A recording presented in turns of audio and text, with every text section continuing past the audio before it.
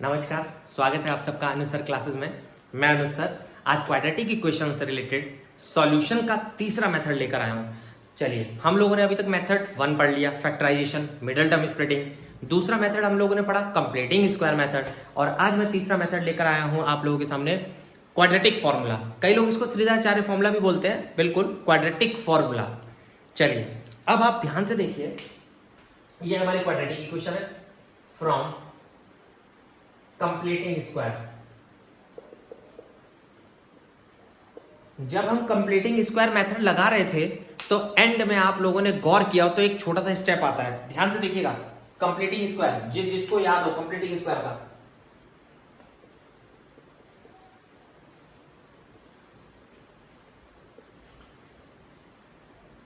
अगर आप गौर करोगे ना तो कंप्लीटिंग स्क्वायर मेथड के लास्ट स्टेप से हमारा कुछ ये बना था, और यही क्वाड्रेटिक फॉर्मूला होता है जो वहां से हमें मिला था ना एंड में। ये वही क्वाड्रेटिक, हम लोगों ने इसको डायरेक्ट याद कर लिया क्वाड्रेटिक फॉर्मूला के नाम से।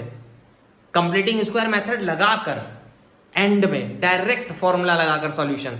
तो यहां पर कुछ चीजें आपको मैं बताना चाहूंगा जो गौर करने वाली हैं। जैसे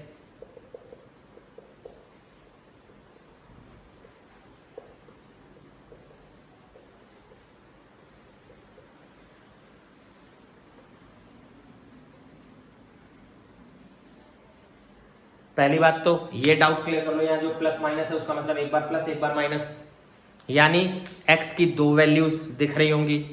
एक नया नाम आता है जो आप लोगों को याद रखना है, एक नाम होता है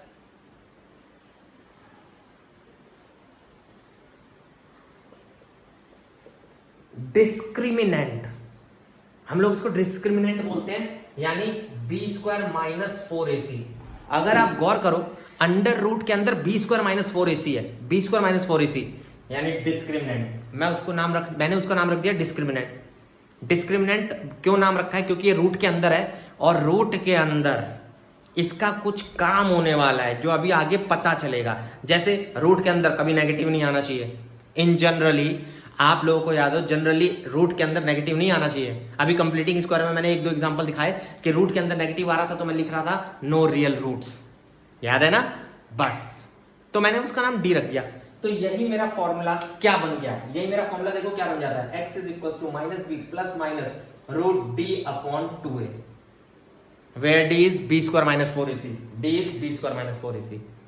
तो ये आपका कंप्लीटिंग स्क्वायर से निकला हुआ क्वाड्रेटिक फॉर्मूला है, मेथड नंबर 3। यानी अब आप क्वाड्रेटिक इक्वेशन को सॉल्व करने में इसको डायरेक्ट लगा सकते हो, ये कोई पूरा लॉन्ग प्रोसेस करने की जरूरत नहीं है। डायरेक्ट अगर क्वेश्चन पेपर में लिखा है बाय क्वाड्रेटिक फॉर्मूला, सीधे लगा के आ जाना। जैसे let us take an example. चलिए एक एग्जांपल देख लेते हैं।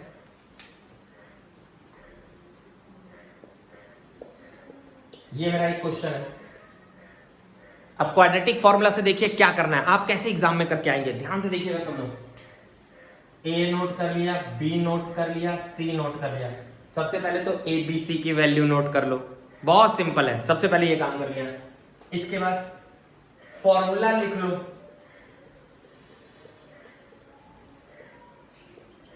फॉर्मूला लिख लिया, वैल्यू पुट कर दो।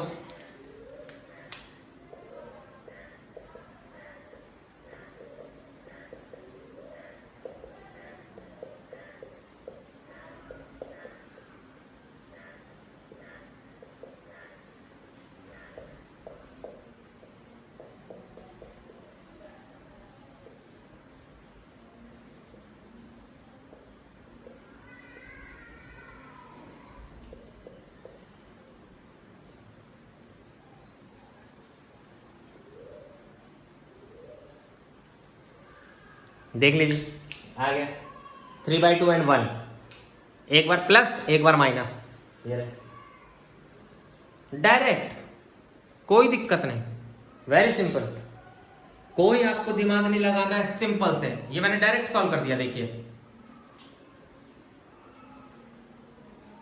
ये है क्वाड्रेटिक फॉर्मूला, याद रखना नाम, डिस्क्रिमिनेंट जरूर याद रखना, बी स्क्वायर माइनस 4ac को बोलते हैं, बी स्क्वायर माइनस 4ac।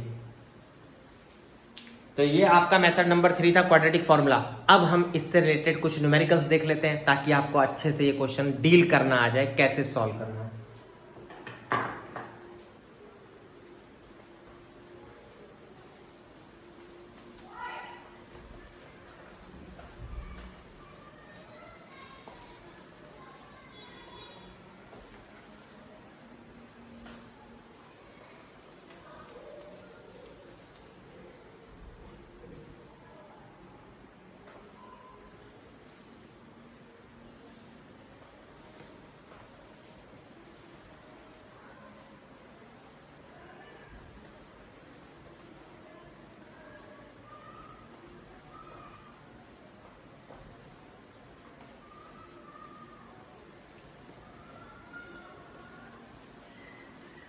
चलिए ध्यान से देखिए,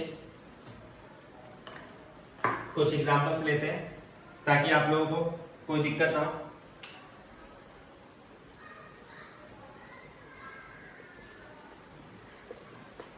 चलिए एक एग्जांपल ले लिया हमने, 16x² plus equal to 24x plus 1। 16x² equal to 24x plus 1। देखिए सबसे पहले सही तरीके से लिखेंगे, सबसे पहले क्वाड्रेटिक इक्वेशन को सही तरीके से लिखना है, ध्यान से। एबीसी की वैल्यू नोट करनी है।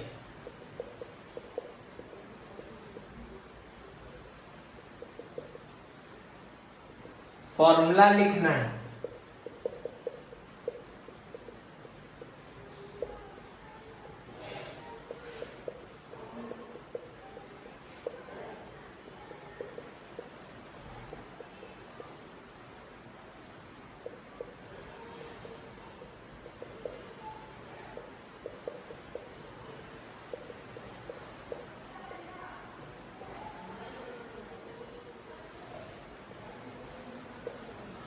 कितना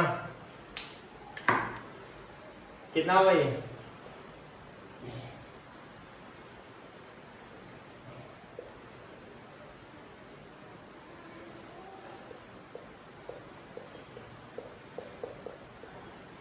$640 लगभग 8√10।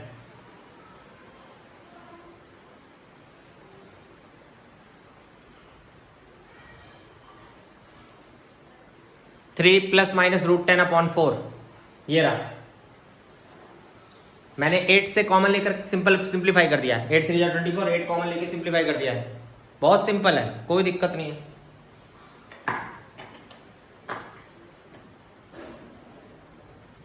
चलिए देखते हैं और एग्जांपल देख लेते हैं एक दो।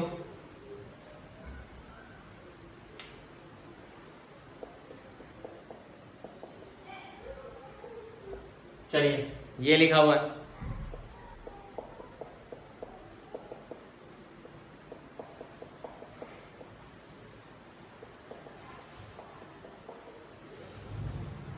बिल्कुल सिंपल है। एबीसी की वैल्यू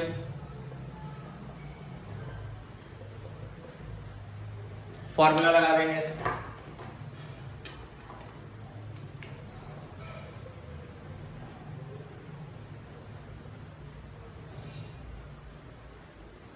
वैल्यू पुट कर देंगे।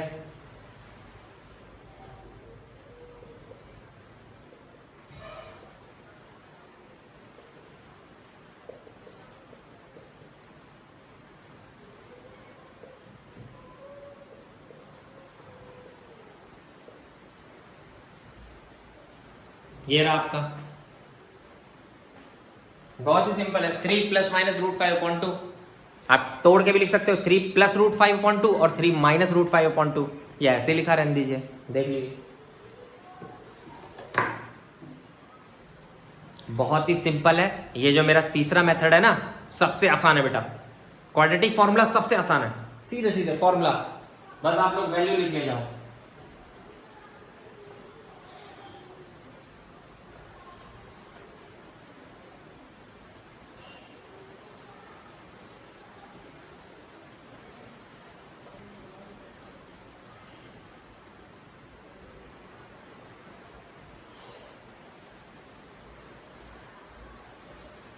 चलिए एक एग्जांपल और देखते हैं, थोड़ा बढ़िया सा।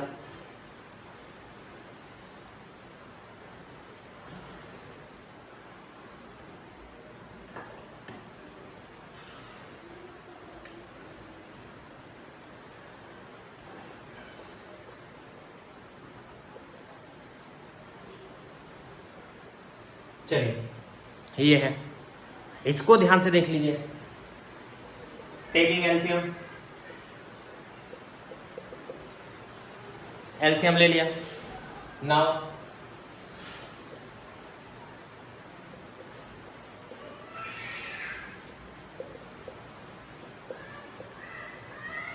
पहले क्वाड्रेटिक बना रहे हैं, सब लोग ध्यान से।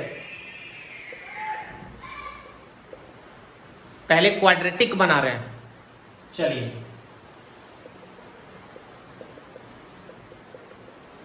फिर वैल्यू नोट कर ली।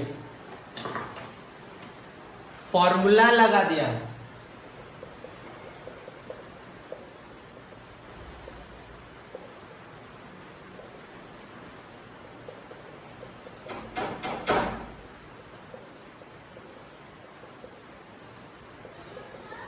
इसके बाद वैल्यू पुट कर दिया।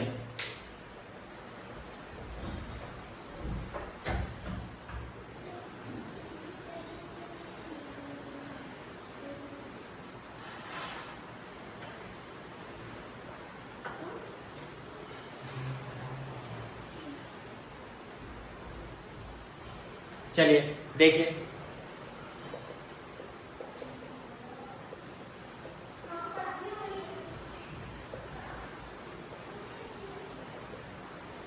चलिए 36 और 24 12, जितना सिंप्लीफाई कर सकते हो क्या लिख सकते हैं हम लोग? 12 को क्या लिख सकते हैं? ये रहा, बस। इसके बाद 2 से कैंसिल कर सकते हैं।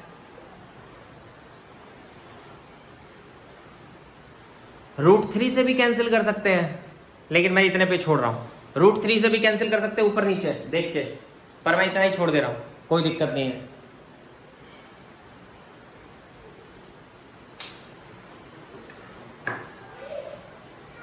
चलिए, होप आप लोगों को ये फॉर्मूला अच्छे से समझ आ गया होगा। ठीक है, चलिए फिर अगले लेक्चर में इससे रिलेटेड जो सबसे इंपॉर्टेंट पार्ट है वो लेकर आएंगे, नेचर ऑफ रूट्स। ये मेरा छोटा सा लेक्चर है जिसके अंदर मैंने क्वाड्रेटिक फॉर्मूला से रिलेटेड आपको इन्फॉर्मेशन दी है। आप बहुत आराम से कर लोगे क्योंकि बहुत आसान टॉपिक था। चलिए आज के लिए इतना ही, धन्यवाद।